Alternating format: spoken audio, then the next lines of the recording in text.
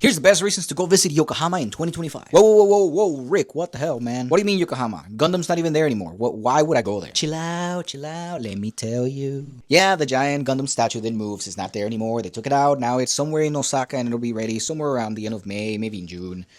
So there's an Osaka Expo. Anyways, back to Yokohama. There's still a lot of badass things to do in Yokohama that you can't miss when you're coming to Japan. Maybe not on your first trip, maybe you want to save it for your second trip. Here's a few things that I did in Yokohama that I found really enjoyable. Number one, I went to Chinatown. Yes, Chinatown. Why would I go to Chinatown if I went to Japan to experience Japan? Well, Tokyo is beautiful and it's great, but it's also loud and busy and crazy. So I wanted a break, and I'll be here for 90 days, so I can take the time.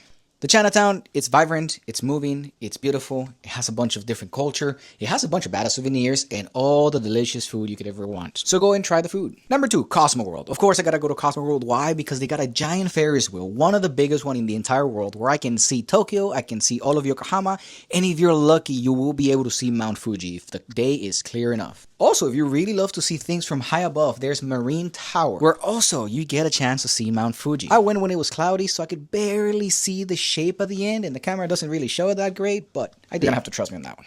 Anyways, if you're planning to come to Yokohama with the love of your life, come to this tower here, because on the very top floor, it is one of the most romantic places to be in Japan, because a lot of people have confessed their true feelings and even married. Ooh, I find it difficult to say those words. Even getting married in that place. Ugh, by juju. The next two are probably the biggest two reasons why you should come here. It's gonna be the Museum of Ramen. Or should I say ramen, because last time I said ramen and people were getting mad because I said my R and I rolled my R's. But anyways, ramen, which used to be a Chinese dish that Japan got transformed into their own, and now it's one of the most iconic plates we have in the entire country. Because it is different, y'all. It is different. It is a whole different food, guys. Come on, face it. Anyways, on the ramen museum, you can try all sorts of different ramens from across the country, and you even get to make your own for about 600 yen, which is about $5, maybe $6. And in the Museum of Cup Noodle, you get to experience how it all got created, how it went from being a dish that you have to get in a restaurant to being something dehydrated that you can cook at home very easily with very little ingredients. You also get to learn the story of how it became noodles on a cup. Thanks to America and our fast food industry, which was booming during the 70s when they introduced it to America,